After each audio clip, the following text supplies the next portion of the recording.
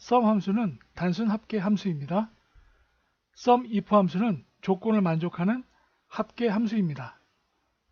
1월 거래처별 판매량이 있는데요. 여기서 판매 금액을 먼저 계산해 보죠.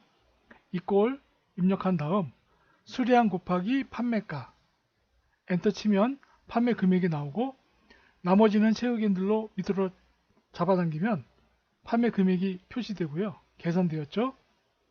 그리고 맨 밑에 이 판매 금액의 합계를 sum 함수를 이용해서 계산해 보겠습니다. 엑셀에는 자동 합계라는 기능이 있습니다. 장착되어 있어서 여기서 금액을 구하면 됩니다.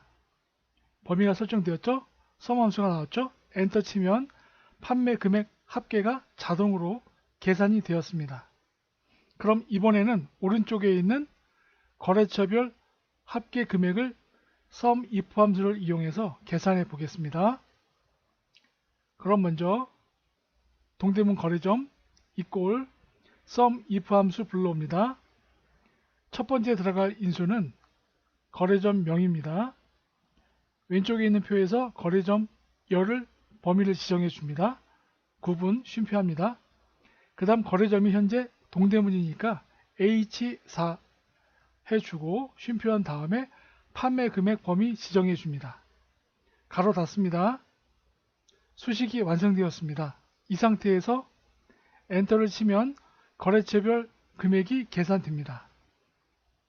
엔터 쳤습니다. 그리고 채우기 핸들로 밑까지 내려 당기면 거래처별 판매 금액이 계산되었고요. 합계 금액을 구하면 왼쪽에 있는 합계와 일치하면 맞는 것입니다. 수식에 있는 자동 합계로 구했습니다. 왼쪽과 오른쪽에 있는 합계 금액이 일치합니다.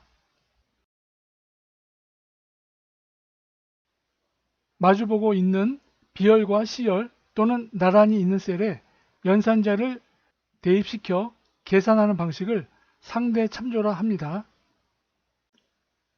표 안에 있는 셀과 밖에 있는 데이터를 이용해서 계산하는 방식, 이런 방식을 절대 참조라고 합니다. 이 절대 참조에는 F4키가 절대적으로 필요합니다. 밖에 있는 데이터는 표 안에 있는 셀에 모두 대입을 시켜야 되기 때문에 상당히 중요합니다. 절대 참조 방식으로 할인 금액을 계산해 보겠습니다. 먼저 판매액을 계산해 보죠. 판매량 곱하기 판매가니까 B5 곱하기 C5 엔터 치면 판매액이 나옵니다. 채우기 핸들로 나머지 제품의 판매액도 계산했습니다. 그럼 할인율 10%죠. 할인율이 10%니까 이것도 이꼴 입력하고 판매액 곱하기 F3이 되겠죠. 10% 곱하기 10% F3 엔터. 할인액입니다. 할인율을 적용해서 할인액이 나왔는데요. 첫 번째는 맞는데 나머지는 오류가 나왔습니다. 한번 수식 표시를 봐보죠. 할인율이니까 F3 계속 나와야 되는데 지금 할인액 수식을 보면 F3, F4, F5 다 틀리게 나왔습니다. 그래서 틀리게 나온 것을 하나로 F3으로 고정시켜 주기 위해서 F4키를 적용시켜 줍니다.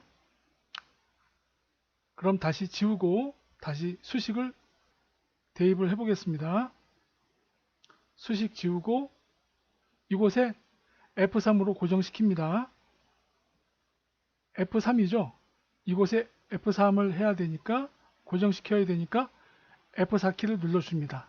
F3, F4키를 눌렀습니다. 달러 표시가 삽입이 되었습니다. 이 상태에서 엔터를 치고 나머지는 채우기 핸들로 밑에 내려 당깁니다. 그러면 할인액이 제대로 계산이 되었습니다. 수식을 한번 다시 봐보죠. F3으로 고정이 되었습니다. 다 수정이 되었죠. F3으로.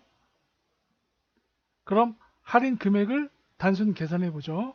이꼴 판매액 마이너스 할인액 하면은 할인 금액이 나옵니다. 나머지도 채우기 핸들로 잡아내립니다. 그런데 이렇게 복잡하게 계산하지 않고 F4 키를 이용해서 간단하게 계산해 보죠. 이꼴 DO 곱하기 가로 열고 1 마이너스 그 다음에 할인율 F3 절대참조 F4 키 눌러줍니다. 그럼 달러 표시가 되었죠? 가로 닫고 엔터 칩니다. 그 다음에 채우기 핸들로 밑으로 잡아내리면 할인 금액 1과 2가 같은 금액이죠. 하지만 할인 금액 1처럼 복잡하게 계산하지 않고 절대 참조 F4 키를 이용해서 계산하면 쉽게 계산을 할 수가 있습니다.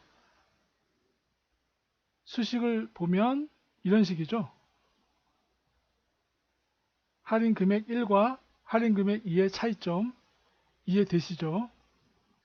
F4 키를 이용해서 절대 참조 할인 금액을 계산해 봤습니다. 오늘 내용이 마음에 드셨다면 구독과 좋아요 부탁드리겠습니다. 들어주셔서 감사합니다.